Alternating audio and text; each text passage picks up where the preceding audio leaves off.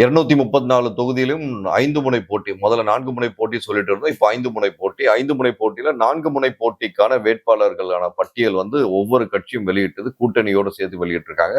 அதன்படி வந்து நம்ம இப்ப தொடர்ச்சியா வந்து ஒவ்வொரு தொகுதியில இப்போதைக்கு இருக்க கள நிலவரம்படி, அதாவது மார்ச் மாசம் கடைசியில் கள நிலவரம்படி யார் யாருக்கான வெற்றி வாய்ப்பு இருக்குன்ற விஷயத்த பத்தி தான் இந்த ஒரு காணொளி.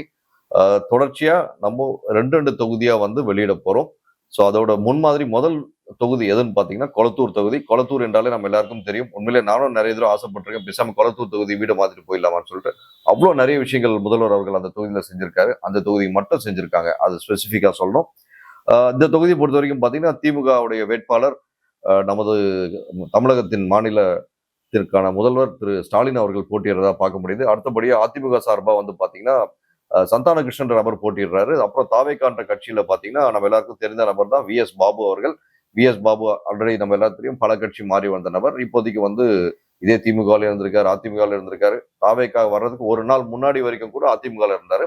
ஸோ இந்த முறை வந்து தாவேக்கால் நிக்கிறதா பார்க்க முடியுது. அடுத்தபடியா நாம் தமிழர் கட்சியில வந்து பார்த்தீங்கன்னா, சவுந்தரபாண்டியன், லூதர் அப்படின்ற நபர் வந்து போட்டியிடுறாரு. ஸோ இவங்க 4 பேருக்கான வெற்றி வாய்ப்பு அப்படின்னு சொல்லி கேட்கும்போது, நம்ம பார்க்க வேண்டிய விஷயம் போன்ற முறை, அதாவது 2021 இந்த அந்த வருடத்துல பார்த்தீங்கன்னா, திரு மு க ஸ்டாலின் அவர்கள் 1,05,522 வாக்குகள் பெற்று 60.86% பெற்றிருக்காரு. அதே மாதிரி அதிமுக சேர்ந்த ஆதி ராஜாராம் என்ற நபர் 35,138 வாக்குகள் பெற்று 20.2% பெற்றிருக்காரு.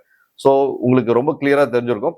கிட்டத்தட்ட 60% வாக்குகள் தான் லாஸ்ட் டைம் வந்து திரு முதல்வர் அவர்கள் வந்து வெற்றி பெற்றிருக்காரு பார்க்க முடியுது. இந்த முறை 60% பெறுவாரா என்று பார்த்தீங்கன்னா, கண்டிப்பா 60% இருக்க வாய்ப்பில்ல. அதை விட இன்னும் கொஞ்சம் 5-8% ஜாஸ்தி தான் இருக்குன்றத பதிவு பண்றோம். ஸோ கொளத்தூர் தொகுதி யாரும் கை வைக்க முடியாது.